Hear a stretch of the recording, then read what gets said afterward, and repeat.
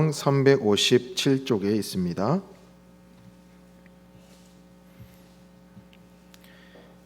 여호수아서 24장 14절에서 15절 말씀 우리 다 같이 한 목소리로 읽겠습니다. 그러므로 이제는 여호와를 경외하며 온전함과 진실함으로 그를 섬기라. 너희의 조상들이 강 저쪽과 애굽에서 섬기던 신들을 치워버리고 여호와만 섬기라. 만일 여호와를 섬기는 것이 너희에게 좋지 않게 보이거든 너희 조상들이 강 저쪽에서 섬기는 신들이든지 또는 너희가 거주하는 땅에 있는 아모리 족속의 신들이든지 너희가 섬길 자를 오늘 택하라. 오직 나와 내 집은 여호와를 섬기겠노라 하니. 아멘. 기도하겠습니다. 하나님 아버지, 오늘 이 말씀 듣는 시간 가운데 저희를 불러주시니 감사합니다. 우리의 마음과 우리의 육체의 귀를 열어 주님의 음성을 듣고 그 음성대로 우리가 순종하며 살 때에 우리의 영혼이 올바로 세워지며 주님 앞에 회복되어지는 놀라운 말씀의 시간 되게 하여 주시옵소서. 감사드리며 예수님의 이름으로 기도드립니다. 아멘.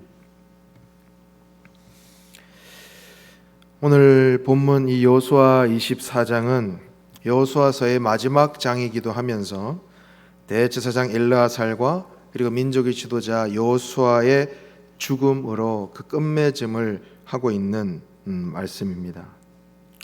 그래서 이 여호수아 24장은 여호수아가 유언처럼 이 모든 백성들을 세겜으로 불러 모아놓고 이야기를 하는 겁니다. 우리도 그렇지 않습니까? 내가 만약에 이제 죽을 날이 얼마 남지 않았을 때에, 이제 내가 주님 앞에 갈 날이 얼마 남지 않았을 그때에 우리가 가족에게 또는 우리 가까운 사람들에게 꼭 해주고 싶은 말이 있을 겁니다. 그 고백은 거짓이 없을 것이고 진실되고 그리고 내 인생 전반에 가장 중요한 경험과 중요한 이야기를 아마 그 자리에서 이야기를 할 거예요. 어찌 보면 그 인생의 엑기스, 그 인생의 결정체와 같은 정말 중요한 말을 아마 우리 가까운 사람들에게 이야기를 할 겁니다. 바로 이 유언과 같이 이 여호수아가 이 이스라엘 모든 민족들을 모아놓고 이제 유언처럼 이야기를 하는 거죠. 그러니까 정말 매우 중요한 이야기를 전하고 있는 겁니다.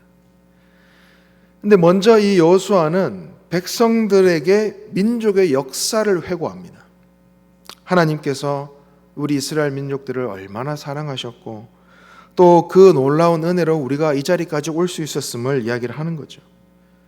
그리고 백성들과 담화식으로 이야기를 합니다. 여호수아가 이야기하면 백성들이 응답하고 또 여호수아가 이야기하는 형식으로 이렇게 진행을 하고 있죠. 오늘 본문의 이야기의 그 핵심적인 부분이 이렇게 이야기를 할 수 있습니다. 이제 여호수아가 이야기를 하는 거죠. 여러분, 이제 여호와를 경외하며 일편단심으로 하나님을 섬기십시오. 여러분들의 조상들이 이 유프라테스 강 건너편에서도 섬겼던, 그리고 이집트에서 섬겼던 그 많은 신들을 버리고 여호와를 섬기십시오. 만일 여호와를 섬기고 싶지 않거든 누구를 섬길 것인지 여러분 오늘 분명히 선택하십시오. 유프라테스 강 건너편의 그 데라, 아브라함의 아버지가 섬겼던 신이든지 여러분이 들고 와서 살고 있는 이 가나안 땅 아모리의 신을 선택하든지 여러분 선택하십시오. 결정하십시오. 그러나 나와 내 집은 여호와 하나님을 섬기겠습니다. 여러분, 어느 부모와 자녀가 있습니다. 그런데 이 자녀가 부모님 말씀을 잘 안 들어요. 가출을 일삼고 문제를 일으킵니다. 도저히 안 되겠으니까 이 부모가 이제 자녀에게 이야기를 하죠. 너 또 집 나가지? 그럼 너 내 자식 아니야. 너 호적에서 파버릴 거야. 그렇게 알아. 하지만 우리는 다 호적에서 파이지 않고 호적에서 파이지 않고 지금 이제 잘 지내고 있습니다. 혹시 호적에서 파이신 분들은 저한테 따로 좀 이야기해 주십시오. 부모님이 오죽했으면, 그죠? 이런 이야기를 한다는 거, 오죽했으면 강하게 이야기하는 거예요. 너 내 자식 아니야, 호적에서 파버리겠다라고 강하게 말한다는 건 뭐예요? 자녀를 아직 포기하지 않은 거예요. 그죠? 예. 자녀가 이제 더 큰 문제에 연루되지 않기를 바라는 마음으로 아주 강한 어조로 이야기를 하는 거죠. 바로 여호수아가 이런 마음인 겁니다. 정말 이스라엘 백성들을 사랑하는 마음으로, 정말 부모의 마음으로 이야기를 하는 거죠. 그러니까 그만큼 이 이스라엘 백성들의 현 상황을 유추해 볼 수가 있는 거예요. 얼마나 많은 이방 신들 정말 종류대로 섬겼는지 모릅니다. 데라가 섬겼던 신, 애굽의 신, 가나안 땅의 신, 천차만별 여러 수많은 신들을 섬기는 겁니다.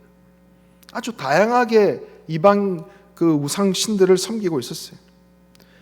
그러니까 여호수아는 너무 답답한 거예요. 기가 막힐 노릇인 겁니다. 그러니까 이야기하는 거예요. 여러분 제발 정신 좀 차리라. 하나만 하라고. 애굽의 신이든지 가나안의 신이든지 하나만 하란 말이에요. 그런데 나와 내 집은 여호와 하나님을 섬기겠다. 강하게 이야기를 하는 겁니다. 왜일까요? 이제 여호수아가 살 날이 얼마 남지 않았기 때문에 이제 이런 이야기를 해줄 사람도 없는 거예요.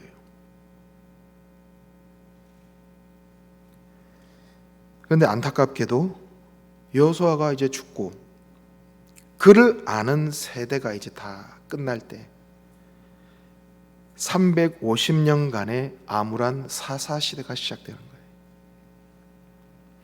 바로 이 시점이야말로 정말 어찌 보면 민족의 수백 년의 미래를 결정하는 중요한 기로에 놓여 있었다라는 겁니다. 이 시간 우리도 이 여호수아가 유언처럼 전하고 있는 이 메시지에 우리가 엄숙히 마음을 모아서 귀를 기울여 들어야 된다는 것이죠. 우리는 잘 생각해야 합니다. 다른 신을 섬기는 것만이 우상숭배가 아니에요. 종교개혁가 칼빈은 이렇게 이야기했어요. 하나님을 다르게 섬기는 것, 즉 내가 믿고 싶은 대로, 내가 편한 대로 하나님을 섬기는 것도 우상숭배라고 했어요. 내 삶의 전체를 한번 돌아보십시오. 내 삶의 전체를 돌아봤을 때 내 삶의 어떤 부분이, 그리고 내 삶의 어떤 것에 많은 시간을 할애하고 있는가, 내 삶에 가장 많은 시간을 할애하고 있는 것이 무엇인가, 가장 집중하고 있는 것이 무엇인가, 바로 그것이 여러분이라는 겁니다. 그것이 나의 모습이라는 거예요. 내가 가장 집중하는 그것, 어찌 보면 하나님보다 더 사랑하고 하나님보다 더 많은 시간을 할애하고 있는 것, 더 집중하고 있는 것, 그것이 우상이 된다는 것이죠. 그러니까 우상은 나의 욕심, 나의 욕망을 형상화한 겁니다. 그것이 유형이든 무형이든 하나님보다 더 사랑하는 것이라고 할 수 있겠죠. 대표적으로 뭐가 있습니까? 돈이 있습니다. 돈. 물론 돈이라는 것이 없으면 안 되는 시대를 살아가고 있습니다. 자급자족하는 시대가 끝났죠. 예. 그래서 우리의 삶에 꼭 없어서는 안 될 것이 돈입니다. 그래서 성경에도 돈, 물질, 이 재정에 대해서 무려 2350개의 구절이 이 성경에 나와 있어요. 그러니까 이 성경에서 물질을 어떻게 사용할 것인가, 어떻게 관리해야 될 것인가, 하나님은 그것을 자세하게 말씀하고 계십니다.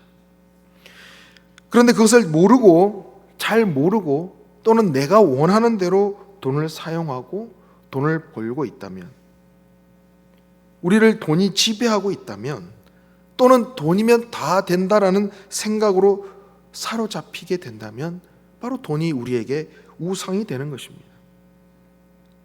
이 시대는 어떻습니까? 돈이면 다 된다라고 생각하는 시대입니다.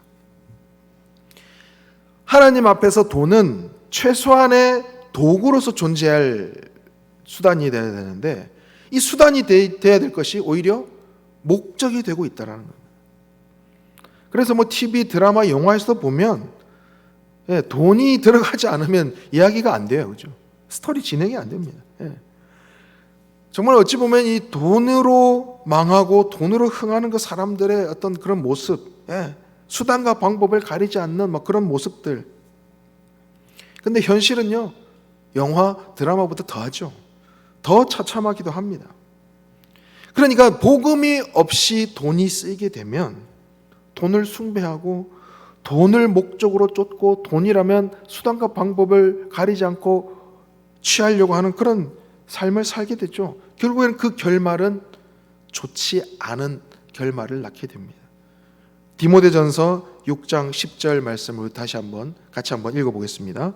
시작. 돈을 사랑함이 일만하게 뿌리가 되나니 이것을 탐내는 자들은 미혹을 받아 믿음에서 떠나 많은 근심으로써 자기를 찔렀도다. 아멘. 하나님의 약속이에요. 돈을 사랑하면 결국에는 나를 찌르게 된다는 겁니다. 고통 속에 살아갈 수밖에 없다는 거예요. 우리는 삶의 선택의 기로에서 가장 옳은 선택을 해야 합니다. 여호수아는 이스라엘 모든 백성들을 이 세겜에 불러 모아놓고 이야기를 하는 겁니다. 너희가 섬기는 이방 신이냐, 돈이냐, 아니면 여호와 하나님이냐, 지금 이 시간 결단해라 라고 이 백성들에게 선언하고 있는 겁니다. 지금 우리도 세겜에 서 있습니다. 우리는 무의식 중에 내가 가장 중요하게 생각하고 내가 좋아하는 것에 삶의 많은 것들을 할애하고 살아갑니다. 많은 시간을 소비하고 살죠. 그것이 무엇이냐에 따라서 그 삶의 결과는 완전히 달라진다는 겁니다. 하나님을 사랑하고 하나님께 집중하는 인생을 사는 사람은 가장 좋은 선택을 하는 사람입니다. 하나님을 선택한 인생, 하나님을 선택하기로 결단한 그 인생, 어떻게 살아가야 할까요? 그 첫 번째로는 하나님을 선택한 인생은 목숨을 걸고 하나님을 사랑했습니다. 처음부터 너무 센 이야기인가요? 목숨을 걸라니 모든 것을 걸으라는 겁니다. 근데 여러분, 그 결단이 없으면 시작할 필요가 없는 겁니다. 다니엘서에 보면 다니엘과 세 친구의 이야기가 나옵니다. 하나냐와 미사엘, 아사레가 나오는데요. 이 포로에 끌려가서 이 세 친구는 우여곡절 끝에 어찌 보면 하나님의 놀라운 은혜로 바벨론의 중책을 맡게 됩니다. 그런데 다른 신하들의 모함을 받죠. 질투와 시기 질투를 얻는 것이죠. 그래서 결국에는 그들의 흠을 잡으려고 하지만 흠 잡을 게 없는 겁니다. 그래서 결국에는 하나님을 믿는 것을 흠을 잡는 것이죠. 그래서 왕이 만든 신상에만 절하게 만드는 거예요. 결국 그들이 예상대로 이 세 친구는 그 왕이 만든 신상에 절하지 않거든요. 그러자 이제 그들을 불러 잡아 데리고 왔습니다. 그러자 그들이 이 세 친구가 이렇게 이야기하는 거죠. 이 일에 대해서, 그러니까 이 왕이 만든 신상에 절하는 것에 대해서 우리는 더 할 말이 없습니다. 우리는 우상에 절하지 않습니다. 왕이 우리를 아무리 뜨거운 용광로에 집어넣는다 해도 하나님은 우리를 건져내실 것입니다. 혹여나 그렇지 않더라도 우리는 왕이 만든 신상에 절하지 않고 그 신상을 섬기지도 않을 것입니다. 이제 그 이야기를 들은 이 느부갓네살 왕이 칭찬했을까요? 머리 끝까지 화가 났어요. 그래서 어떻게 합니까? 용광로를, 그냥 풀무불을 평소보다 7배 더 뜨겁게 해라. 엄청나게 이제 뜨겁게 데우는 거죠. 그리고 이 세 명을 묶어서 그 용광로에 집어넣어라.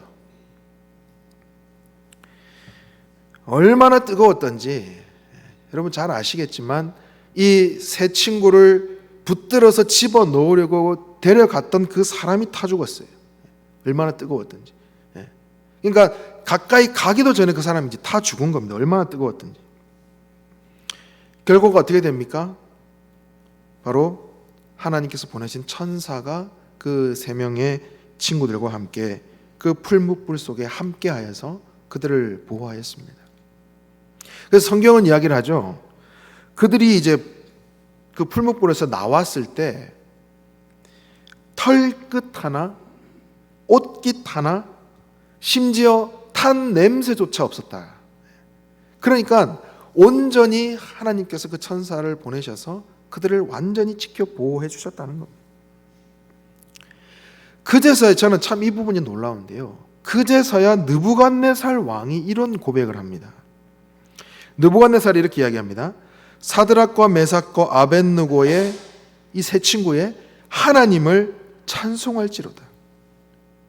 그가 그의 천사를 보내사 자기를 의뢰하고 그들의 몸을 바쳐 왕의 명령을 거역하고 하나님 밖에는 다른 신기를 섬기지 아니하며 그에게 절하지 아니한 그 종들을 구원하셨도다. 그러니까 다른 사람이 아니라 느부갓네살 왕의 입에서 이런 고백이 나오는 겁니다. 그리고 또 하나의 사건이 있죠. 다니엘 이야기도 나오죠. 다니엘도 똑같이 이 신하들의 모함을 받지 않습니까?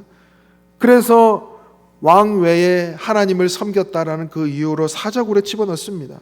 여러분 잘 아시는 대로 천사들이 그 사자의 입을 막아 다니엘을 털끝 하나 상하지 않게 보호하시죠. 그런데 반대로 그들을 모함했던 신하들을 사자굴에 집어넣자 그들이 땅에 닿기도 전에 사자들이 먹어 치워버립니다. 그 모습을 본 이제 또 다리오 왕이 이렇게 고백하는 거예요. 다리오 왕의 고백입니다. 내가 이제 조서를 내리노라.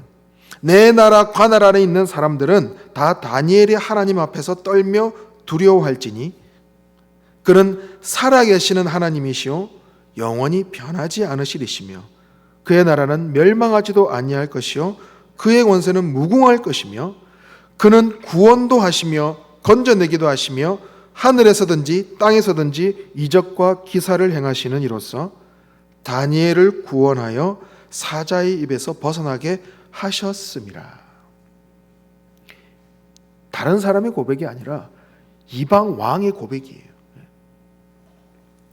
이처럼 목숨을 걸고 자신의 모든 것을 걸고 하나님을 섬기기로 선택한 이 다니엘과 세 친구는 또 다른 사람을, 그러니까 인간적인 생각으로 저 사람은 절대 변하지 않을 거야 라고 생각했던 그 사람조차도 바꾸시고 그런 사람조차에게도 선한 영향력을 끼셔서 그런 사람을 바꿔가시는 거예요. 그러니까 이 목숨을 걸고 하나님을 선택한 사람은 다른 사람을 변화시키는 능력의 사람인 겁니다. 바로 이런 선택을 하시는 여러분 되시기 바랍니다. 두 번째로 하나님을 선택하는 사람은 나 자신을 숨기고 겸손히 낮아지는 사람이에요. 사도행전 14장에 보면 바울과 바나바가 르스드라에서 전도를 하고 있습니다. 근데 그때 누구를 만나느냐? 발을 쓰지 못하는 사람을 만나요. 그래서 그 사람을 성령의 능력으로 고쳐줍니다. 그러자 사람들이 바울을 헤르메스, 바나바를 제우스라고 막 칭하면서 막 그들에게 제사를 올리려고 해요. 막 치유의 능력을 막 행하니까. 그러니까 이게 바울과 바나바가 어떻게 행동합니까? 옷을 찢습니다. 옷을 찢으면서 소리를 지르며 이야기를 합니다. 뭐라고 이야기하느냐? 여러분, 어찌하여 이런 일을 행합니까? 우리도 여러분과 똑같은 성정을 가진 사람입니다. 우리가 여러분에게 전하는 이 복음을 전하는 것은 여러분이 이런 헛된 일을 버리고 이런 제사, 우상을 섬기는 것을 버리고 하늘과 땅과 바다와 그 안에 있는 모든 것을 지으신 그 창조주 그 하나님, 그 살아계신 하나님께 돌아오게 하려는 것입니다. 그러니까 바울과 바나바가 철저히 자신들이 우상이 되려고 하는 것을 철저히 막아내는 겁니다. 자신의 이름이 드러나는 것을 막아내는 겁니다.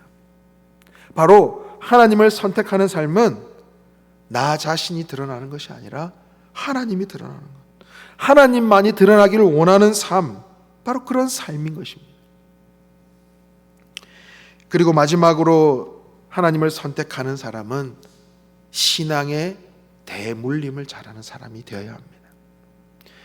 여러분 잘 아시는 대로 여호수아 24장 우리가 읽은 이 본문에 이제 여호수아가 110세에 죽게 되죠. 그리고 이제 에브라임 산지에 장사가 됩니다. 그래서 31절에 보면 이렇게 고백하는데요. 이스라엘이 여호수아가 사는 날 동안과 여호수아 뒤에 생존한 장로들 곧 여호와께서 이스라엘을 위하여 행하신 모든 일을 아는 자들이 사는 날 동안 여호와를 섬겼더라. 자, 근데 단서가 있죠. 여호수아가 사는 날 동안, 그리고 여호수아와 함께 생존했던 그 장로들이 있는 그 때까지만. 자, 24장과 비슷한 내용이 사사기 초반부에 나오는데요. 우리 사사기 2장 7절부터 11절 말씀인데 우리 같이 한번 읽어보도록 하겠습니다. 시작.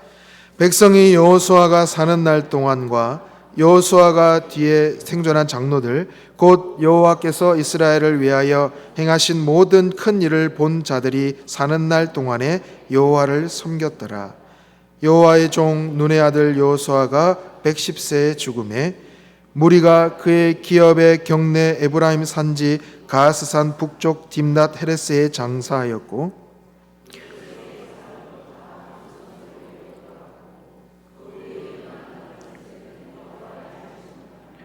여호와께서 이스라엘을 위하여 행하신 일도 알지 못하였더라. 이스라엘 자손이 여호와의 목전에 악을 행하여 바알들을 섬기며.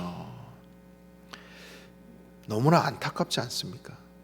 저는 이 구절을 볼 때마다 너무나도 안타깝습니다. 여호수아는 백성들을 세겜으로 다 불러 모아서 정말 간곡하게 전했어요. 그런데 이 여호수아의 유언, 이 당부가 그 세대까지는 통했습니다. 그런데 다음 세대까지 전해지지 않았다라는 겁니다. 그 사실이 너무나 안타까워요. 그래서 우리는 이 다음 세대, 우리 자녀 세대들에게 우리의 신앙을 물려주는 것, 이 신앙 교육을 하는 것이 너무나도 중요하다는 겁니다. 만약 우리 다음 세대가, 우리는 믿었지만 우리 다음 세대가, 우리 자녀 세대가 하나님을 알지 못한다면 너무나도 안타깝지 않습니까? 성인이 된 자녀들도 마찬가지예요. 어떤 분들은 성인이 되면 이제 뭐 내 손에서 떠난 자식 내가 어떻게 하나? 아닙니다. 그 자녀를 위해서도 우리가 끝까지 포기하지 않고 신앙을 전해야 되는 것입니다. 전달해야 되는 것입니다. 결론을 맺습니다. 사람은 하나님의 형상대로 만들어졌습니다. 그리고 하나님이 채워지지 않으면 채워지지 않는 부분이 있어요. 그런데 그 부분을 끊임없이 하나님이 아닌 다른 것으로 채우려고 하는 그 인간의 그 욕망, 그 욕심이 바로 우상이 되는 겁니다. 그래서 우리는 하나님의 그 창조의 섭리에 맞게 하나님을 내 마음의 중심에 모시고 하나님만이 채울 수 있는 공간에 하나님을 모시고 하나님을 내 인생의 최우선의 자리에 모시며 유일한 신이심을 고백하며 살아야 되는 것입니다. 바로 그러기 위해서는 내 인생의 자리에서, 내 인생의 그 주인의 자리에서 나는 내려와야 돼요. 나는 내려오고 주님을 내 인생의 왕의 자리에 모셔야 하는 겁니다. 나는 죽고 주님이 사셔야 하는 겁니다. 우리 갈라디아서 2장 20절 말씀을 읽습니다. 시작. 내가 그리스도와 함께 십자가에 못 박혔나니 그런즉 이제는 내가 사는 것이 아니요 오직 내 안에 그리스도께서 사시는 것이라.